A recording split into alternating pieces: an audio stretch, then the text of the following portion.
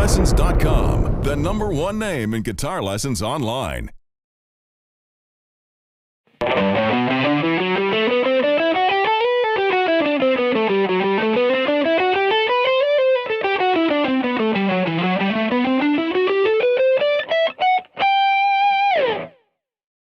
Hey, I'm Nate Savage, and welcome to GuitarLessons.com. What you just heard was me applying the CAGED sequence to my major scales. And if there's a couple things you need to know about the guitar to be able to do this kind of stuff, it's your CAGED sequence as it applies to your chords and 2 major scale shapes. Let me show you those major scale shapes in the key of G right now, and then we'll go through the sequence and I'll explain to you exactly what I was doing. So you're going to need to know your G major scale, or major scale starting on G, starting with your middle finger.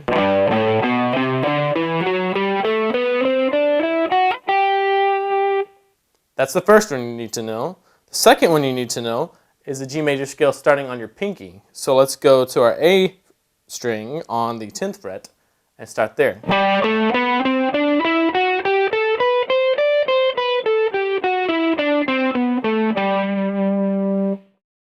All of the scales that we're going to be using in the sequence are a variation of these 2 scales.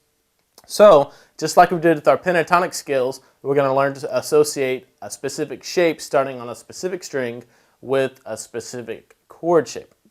So, let's check out the first one we started on. It was this shape right here.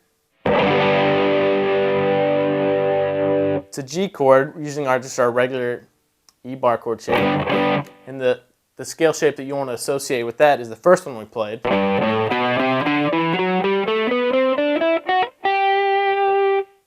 Just like the chord has your roots on the outside 2 E strings and on the D string on the 5th fret. This scale, that's exactly where the G's are in the scale too. So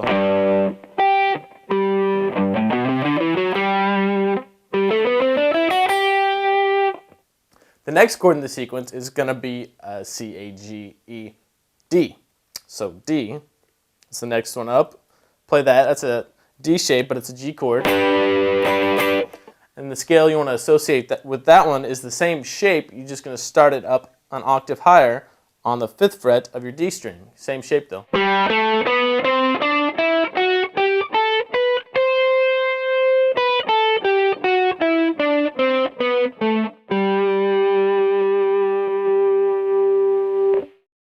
The next shape we're going to go for is the C. Come back around to the beginning of the cycle of the CAGED sequence. It's a C, and that's going to be with your pinky on the 10th fret with a shape right here. And the shape you want to associate with that is a G major scale, just starting with your pinky on the 10th fret of your A string.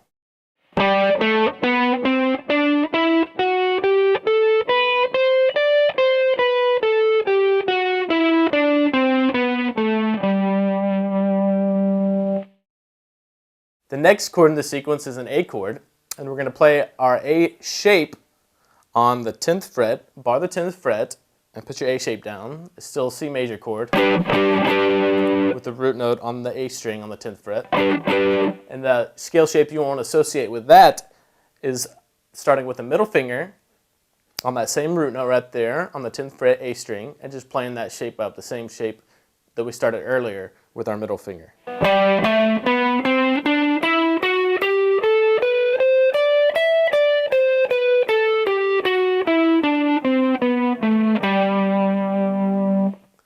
The last one we're going to do is the G in the sequence, the G shape.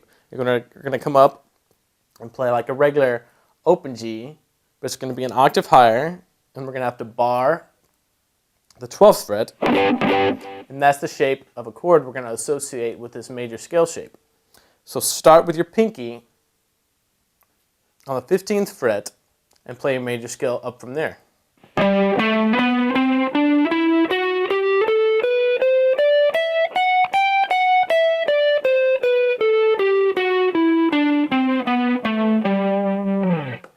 So once you have the associations down with what chords go with what shape of major scales, you can really start putting your fretboard together. So choose a key a week or a key every few days and just drill it and really get to know the layout of each key every key that you possibly can, really.